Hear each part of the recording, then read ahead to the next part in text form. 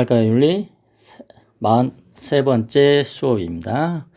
자, 평화와 공존의 윤리. 자, 단원이 바뀌었습니다. 자, 사회 갈등과 사회 통합에 대해서 공부하겠습니다. 오늘의 수업을 통해서 여러분은 사회에서 일어나는 다양한 갈등의 양상을 제시하고 사회 통합을 위한 구체적인 방안을 제안할 수 있습니다. 자, 그러면 1번 현대 사회와 다양한 갈등. 어떤 갈등들이 있을까요? 크게 이제 지역 갈등. 자, 우리나라 이제 영남과 이제 호남 간의 이제 갈등이 되게 심각했었는데 최근에는 이런 양상들이 이제 많이 줄어들고 있어요. 그럼에도 불구하고 많이 남아 있습니다. 다음에 그런 영호남 상관없이 그냥 지역 간에 지역 발전을 위한 시설이나 투자를 유치할 때 우리 지역으로 와달라. 다음에 혐오 시설 오면 배척하는 과정에서 그런 갈등 양상들이 드러나기도 합니다. 최근에 많이 이제 갈등이 있는 게 이제 세대 갈등이죠. 일자리 문제나 노인 부양 문제 등을 둘러싼 그런 갈등이죠. 자, 이 세대 갈등을 완화하기 위해서 혹은 여기에 대한 심각성을 얘기해 주는 그런 사상가들이 있었죠. 이제 예전에 이제 요나스 공부했던 거 기억납니까? 그때 이제 세대 갈등이라고 표현하진 않았지만 우리 현 세대가 미래 세대의 어떤 지속적인 삶을 보장해야 된다 이런 얘기를 했었죠. 한스 요나스.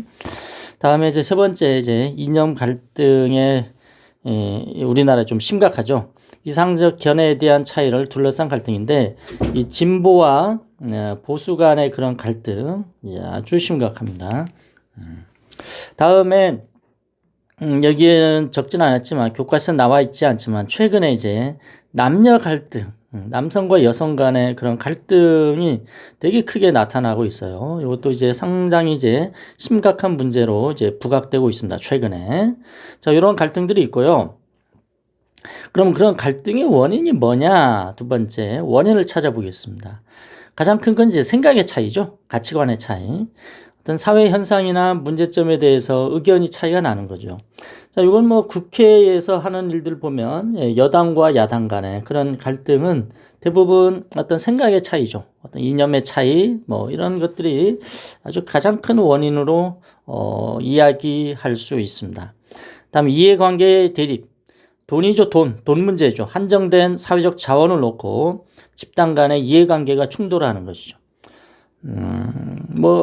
여기에서는 이제 경제적 차원이죠. 사회적 자원, 한정된 사회적 자원. 그러니까 경제는 희소성 아닙니까? 예. 희소한 자원, 한정된 자원을 가지고 늘 싸울 수밖에 없습니다. 다음에 세 번째는 원활한 소통의 부재, 서로 이야기를 안 한다는 것이죠. 공공정책의 결정과 집행 과정에서 서로 의견을 나누는 과정이 부족하다. 기본적으로는 공청회 이런 것들을 꼭 갖죠. 근데 이제 뭐가 문제냐면 형식적으로 이런 것이 치러질 때 여기서 지역 주민들이 이제 불만들이 이제 많이 이제 발생합니다. 이런 것들을 없애기 위해서는 최대한 공적인 그런 공론장이라 그러죠. 예. 공론장에서 이런 것들을 의견들을 서로 나누는 그런 소통의 과정이 되게 중요합니다. 그러면 세 번째, 사회 갈등은 무조건 나쁘냐? 나쁘다라고 보는 사람이 있죠. 역기능으로서 사회의 혼란과 분열을 초래하기 때문에 여기에 대한 사회적 어떤 자원들이 많이 이제 투자가 되는 거죠. 싸우느라고 싸우지 않았으면 다른 데 가서 열심히 일을 했으면 뭔가 우리게 사회 발전이 이루어졌을 텐데 맨날 싸우냐. 그래서 역기능으로 바라보는 입장이 있고요. 다음에 반대로 순기능으로 바라보는 입장이 있습니다. 아니 기본적으로 여기 보면 생각 위에서 보죠. 이 갈등의 원인 이런 것들은 지금 현대 사회만 있는 게 아니고요. 고대 사회, 고대, 중세 다 있었어요. 조선 시대에도 있었고 고려 시대에도 있었고 광개토대왕 이때도 얼마나 싸움이 많이 일었겠습니까? 그래서 차라리 드러내자. 사회의 문제점을 명료하게 드러내면 일시적으로 갈등이 있을 수 있으나 거기에 대해서 문제점을 해결하는 과정에서 바람직한 해결책이 나올 수가 있다. 차라리 사회 발전을 위해서 좋다라고 보는 입장이 있습니다. 뭐 두 가지가 다 맞는 것 같아요. 다음 네 번째, 사회 통합의 필요성 및 실천 방안. 사회 통합이 왜 필요하냐? 결국은 개인의 행복한 삶이죠. 편안하게 살아야 됩니다. 그래서 우리 사회는 뭉쳐야 되는 것이죠. 그래서 예전에 이제 우리 IMF 당시에 1997년 외화가 달러가 부족했었죠. 그래서 엄청나게 달러 가격이 이제 올라갔었습니다. 그리고 이제 우리나라가 해외에 빌렸었던 돈들, 이자들 갚으려고 하니까 나라가 망해버린 거죠. 그래서 온 국민이 금을 모아서, 금을 팔아서 달러를 이렇게 만들어가죠. 그래서 이것으로 완전히 해결은 안 됐습니다만은 되게 상징적이었습니다. 금을 모아서요. 그렇게 하다 보니까 외국인들 채권자들이 한국을 바라보는 생각이 완전히 달라졌어요. 아, 이 나라는 뭔가 가능성이 있구나 해서 많이 이제 도와주기 시작했죠. 돈도 빌려주고. 그러다 보니까 2년, 3년 안에 IMF를 극복하는 상상할 수 없는 일들이 벌어져서 지금의 우리나라 대한민국이 됐습니다. 엄청난 거죠. 같이 힘을 모은다는 것, 사회 통합이라는 것은 되게 중요합니다.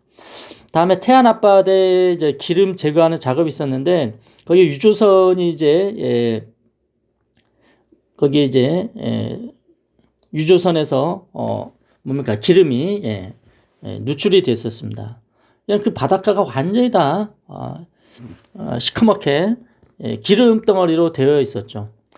그래서 이걸 어떻게 하나 했는데 아니나 다를까 전국에서 전 국민들이 와서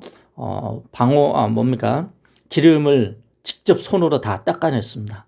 요거 검색해 보면 나옵니다. 상당히 이제 감동이었습니다. 제 주위에 분들도 많이 가서 했었죠. 그래서 이런 사회 통합이라는 것은 되게 발전, 국가 경쟁력 강화를 위해서 필요하다 이겁니다. 그럼 어떻게 할 거냐? 어떻게 하면 사회 통합이 이루어질 수 있느냐? 상호 존중, 신뢰의 바탕을 둔 소통. 소통이 되게 중요한 거죠. 관용, 톨레랑스 해야 되고요. 자신의 입장을 바꿔서 생각하면서 서로 이야기를 해야 된다는 것이죠. 소통을 해야 된답니다. 다음에 개인의 이익과 공동선이 이제 조화를 이루어야 됩니다. 개인의 이익만 추구하다 보면 사회 공동체 이익이 문제가 생기고 사회 공동체 이익이 문제가 생기면 결국 개인의 이익에도 문제가 생기는 거죠. 자, 그것은 이제 하딘의 공유지 비극이라는 게 있어요. 공동 목장이 있습니다. 공동 목장에 이 공동 목장이다 보니까 누구나 와서 자유롭게 소를 방목할 수 있습니다. 그래서 사람들은 이제 공짜니까 와서 소를 많이 이제 방목을 하는 거죠. 그렇다 보니까 너무 많은 소가 있어갖고 여기에 있는 풀들이 다 사라지는 거죠. 그러다 보니까 소를 키울 수 없게 됐습니다. 그러면서 개인의 이익도 추구할 수 없게 됐죠. 하딘의 이제 공유주의 비극이라는 이 논문이 실리면서 여기에 대한 공공의 이익과 개인의 이익이 어떻게 조화를 이루어야 되냐에 대한 논쟁들이 상당히 많아집니다. 시험에 자주 나옵니다. 다음에 마지막 사회 통합을 위한 제도와 정책이 마련.